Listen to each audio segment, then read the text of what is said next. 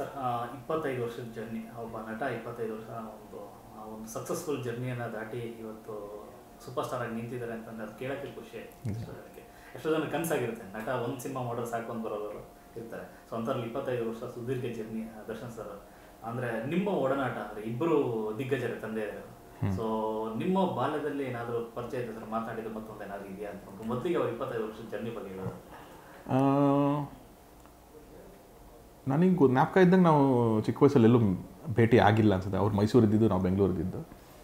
ನಮ್ಮ ತಂದೆ ಅವ್ರ ತಂದೆ ಎಲ್ಲ ಒಟ್ಟೊಟ್ಟಿಗೆ ಕೆಲಸ ಮಾಡಿರ್ಬೋದು. ಯಾಕಂದರೆ ನಮಗೆ ನನಗಾದರೂ ಅಷ್ಟೇ, ಅವ್ರಿಗಾದ್ರೂ ಅಷ್ಟೇ, ಅಥವಾ ಯಾವ ಆ್ಯಕ್ಟ್ರೆಸ್ ಆದ್ರೂ ಅವ್ರ ಮಕ್ಕಳನ್ನ ತುಂಬ ಸೆಟ್ಟಕ್ಕೆ ಕರ್ಕೊಂಡು ಹೋಗ್ತಾ ಇರೋದು ನನಗೆ ಡೌಟು. ತುಂಬ ರೇರು. ನಮಗೂ ನಾವು ಹೋದರೆ ಮಾಡ್ತಿದ್ದಾರೆ, ಬೋರ್ ಆಗ್ತಿದೆ, ನಮಗೆ ಅದೇನು ಇಂಟ್ರೆಸ್ಟ್ ಬರ್ತಾ ಇರಲಿಲ್ಲ ನಮಗೆ ಅವಾಗ. ಸೊ ಹಾಗಾಗಿ ಎಲ್ಲೂ ಆ ಥರ ಅವಕಾಶಗಳು ಸಿಕ್ಕಿಲ್ಲ. ನನಗೆ ದರ್ಶನ್ ಸರ್ ಮೀಟ್ ಆಗಿದ್ದೀನಿ ಅವ್ರ ಮೆಜೆಸ್ಟಿಕ್ ಫಿಲಮ್ ಮುಹೂರ್ತ ಆಯ್ತಲ್ಲ, ಅದಾದಮೇಲೆ ನಮಗೆ ಪರಿಚಯ ಆಗಿದ್ದು. ಅದು ನಂದನಿಗೆ ಫಸ್ಟ್ ಪರಿಚಯ. ನಂದನಿಗೊಬ್ಬರು ಕಾಮನ್ ಫ್ರೆಂಡು, ದರ್ಶನ್ ಸರ್ಗೂ ಕಾಮನ್ ಫ್ರೆಂಡು. ಅವರು ಸುಧೀರ್ ಮಗ ನನಗೆ ಪರಿಚಯ, ತುಗಿಲ್ ಶ್ರೀನಿವಾಸ್ ಅವ್ರ ಮಗ ನನಗೆ ಪರಿಚಯ, ನಿಮ್ಮಿಬ್ಬರು ಮೀಟ್ ಮಾಡ್ತೀನಿ ಅಂತ ಅವರು ಮೀಟ್ ಮಾಡಿಸಿದ್ದು. ಅಲ್ಲಿಂದ ದಿನಕರು ನಾನು ಪರಿಚಯ ಆದ್ವಿ. ಸೊ ಅಲ್ಲಿಂದ ಜರ್ನಿ ನಮ್ಮದು. ಇನ್ನೂ ಅವ್ರು ಶೂಟಿಂಗ್ ನಡೀತಾ ಇತ್ತು ಮೆಜೆಸ್ಟಿಕ್. ಅಲ್ಲಿಂದ ಆ ಟೈಮಲ್ಲಿ ಪರಿಚಯ ಶುರುವಾಗಿದ್ದು. ಇವತ್ತು 25 ವರ್ಷ ಆಗಿದೆ, 56 ಸಿನಿಮಾಗಳು ಮಾಡಿದ್ದಾರೆ ಸಾರು. ಇವತ್ತೇನು ಆ ಪೊಸಿಷನ್ನಲ್ಲಿದ್ದಾರೆ ಅಥವಾ ಒಂದು ಸ್ಟಾರ್ಡಮ್ಮಲ್ಲಿದ್ದಾರೆ ಅನ್ನೋದೆಲ್ಲದಕ್ಕಿಂತನೂ ನನಗೆ ಅವ್ರ ಜರ್ನಿ ನೋಡಿದ್ದೀನಿ ನಾನು. ಅವ್ರು ಫಸ್ಟ್ ಸಿನಿಮಾ ಮಾಡಬೇಕಾದ್ರೂ ಅಷ್ಟೇ, ಇವತ್ತಿನ ತನಕ ಅಷ್ಟೇ, ನಾನು ಸ್ಟಾರ್ ಆಗಬೇಕು, ನಾನು ಸೂಪರ್ ಸ್ಟಾರ್ ಆಗಬೇಕು, ನಾನು ಹಿಂಗೆ ಆಗಬೇಕು. ಅವ್ರು ಯಾವಾಗಲೂ ತಲೆದಿದ್ದವ್ರಲ್ಲ.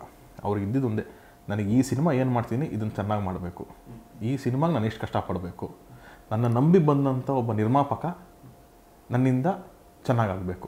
ಅದೇನೇ ಅವ್ರು ಫಸ್ಟ್ ಫಿಲಮ್ ಮಾಡಬೇಕಾದ್ರೂ ಇದ್ದಿದ್ದು. ನಮ್ಗೆ ಯಾವಾಗಲೂ ಅಷ್ಟೇ, ಈ ಫಿಲಮ್ ಹಿಂಗಾದ್ರೆ ನನಗೆ ಹಿಂಗೆ ಆಗ್ತೀನ, ನಾನು ಈ ಫಿಲಮ್ ಹಿಂಗೆ ಹಿಟ್ಟಾದ್ರೆ ನಾನು ಏನೋ ಆಗ್ತೀನಿ ಅಂತ ಯಾವತ್ತೂ ಮಾತಾಡಿಲ್ಲ. ನಮ್ಮ ಪ್ರೊಡ್ಯೂಸರ್ಗೆ ದುಡ್ಡು ಬರುತ್ತಲ್ವ, ಸ್ವಲ್ಪ ಹಿಂಗಾದರೂ ಸ್ವಲ್ಪ ಸೇಫ್ ಆಗ್ತಾರಲ್ವ, ಇದೇ ಅವ್ರ ಥಾಟ್ಸ್ ಇದ್ದಿದ್ದು ಫಸ್ಟಿಂದನೂ ಕೂಡ. ಅದು ಇವತ್ತಿಗೂ ಅಷ್ಟೇ.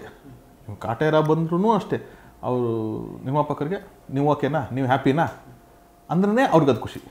ಸೊ ಮೇ ಬಿ ಆ ಸಿಂಪ್ಲಿಸಿಟಿ, ಆ ಇನ್ನೋಸೆನ್ಸು ಅಥವಾ ಆ ಒಂದು ಆ ಥಾಟ್ ಪ್ರೊಸೆಸ್ಸೇ ಅವ್ರನ್ನ ಇಲ್ಲಿ ತನಕ ಕಾಪಾಡಿಕೊಂಡು ಕರ್ಕೊಂಬಂತು ಅಂತ ನನಗನ್ಸೋ ಫೀಲಿಂಗು.